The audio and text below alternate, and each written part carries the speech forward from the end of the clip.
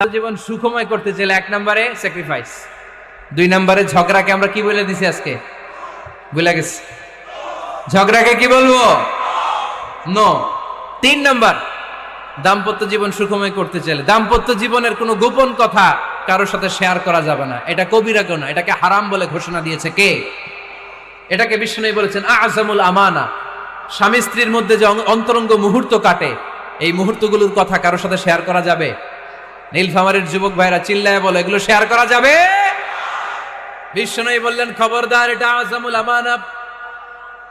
স্বামীর সবকিছু স্ত্রীর কাছে আমানত, স্ত্রীর সবকিছু স্বামীর কাছে আমানত।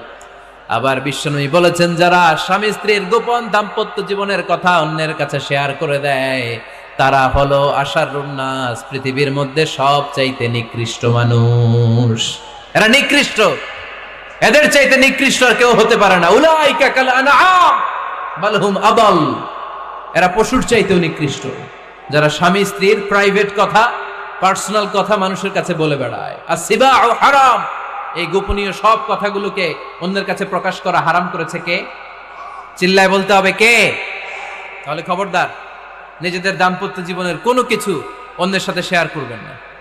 আমাদের বোনরা অনেক সময় একসাথে বসলে পেটের কথা, পিঠের কথা সব বলে ফেলায়, আছে না নাই? না বোনেরা, সব শেয়ার করলেও আপনাদের দাম্পত্য জীবনের কোনো কথা কখনো কারোর সাথে শেয়ার করতে পারবেন না। 4 নম্বর ফর্মুলা হচ্ছে অহেতুক সন্দেহ পরিহার করতে হবে। অনেক স্ত্রী আছে স্বামীরা খালি সন্দেহ করে, আছে না নাই? নীলফামারীতে এই সমস্যা নাই, আছে? এই যে ভুক্তভোগী পাওয়া গেছে, আছে না নাই? আছে, খালি সন্দেহ করে। এই তুমি ওদিকে তাকাইলে কেন, ওই বেটির দিকে তাকাইলে কেন, এই তোমার মোবাইল দাও, কারে ফোন দিলা দেখি, এই ফেসবুকের পাসওয়ার্ড দাও দেখি কি করছে, দেখি মেসেঞ্জারে কার সাথে চ্যাটিং করছে, আছে না?